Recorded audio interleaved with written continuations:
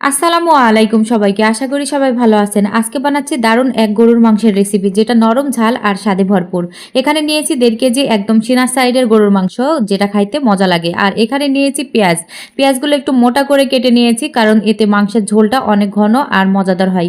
সঙ্গে নিয়েছি কিছু আলু কারণ গরুর মাংসের সঙ্গে আলু দিলে স্বাদটা অন্যরকম লাগে। এবার আসি মশলার কথায়। এখানে নিয়েছি তেজপাতা, দারুচিনি, কালো এলাচ, সাদা এলাচ, গোলমরিচ, লবঙ্গ আর সঙ্গে নিয়েছি একটা স্টার মশলা, জয়ফল, জয়ত্রী আর ৩টা কাঁচামরিচ ও আদা রসুন বাটা।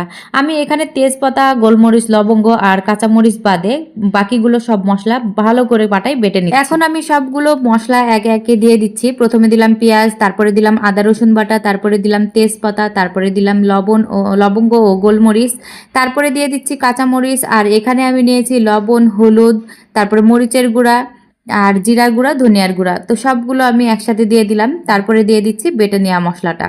আর সব শেষে দিয়ে দিচ্ছি সয়াবিন তেল। সয়াবিন তেলটা একটু কমই দিতে হয়, আমি মাংসে কমই দিই তেল। তারপরে একটু বেশি পড়ে গেল যেহেতু আমি এক হাতে ফোন ধরে আছি আর এক হাত দিয়ে তেল ঢেলে দিলাম। তো যাই হোক, এখন মাংসটা আমি সুন্দর করে মাখিয়ে নিচ্ছি। মাংসটা যত সুন্দর করে মাখানো যাবে ঠিক ততটাই টেস্ট হবে।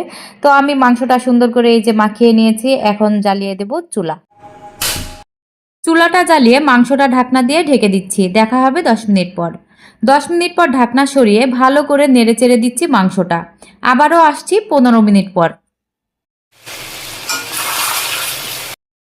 ১৫ মিনিট পর ঢাকনা খুলে দেখি মাংসের রংটা এখনো পুরোপুরি আসেনি। আরও কিছু সময় কষালে নিশ্চয়ই আসবে ইনশাআল্লাহ। এখন দেখছি মাংসটা একটু লেগে যাচ্ছিল, যার জন্য হালকা করে পানি দিয়ে দিলাম। পানি দেওয়ার ২০ মিনিট পর আমি আবারও আসছি আমার মাংসটা দেখতে। তো আমার মাংসের অবস্থা এখনো এরকম। আমি যেহেতু আজকে কড়াই রান্না করছি তার জন্য একটু বেশি সময় লাগছে। যদি মাংসটা প্রেসার কুকারে রান্না করা হতো তাহলে এতটা সময় লাগতো না। মাংসের রংটা সুন্দর ভেসে উঠছে, আসলে দারুণ লাগছে দেখতে। এখন আগের কাটা আলুগুলো দিয়ে ভালোভাবে নেড়েচেড়ে আরও কিছু সময় কষে নিব।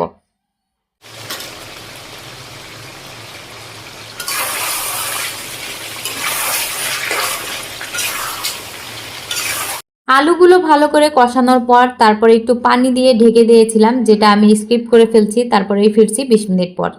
২০ মিনিট পর এই দেখুন রঙে আর ঘ্রাণে ভরপুর গরুর মাংস। খেতে যেমন নরম, স্বাদে তেমনি অসাধারণ।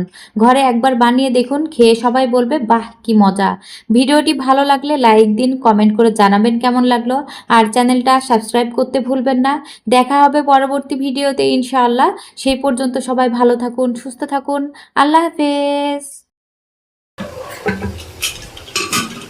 শেষ।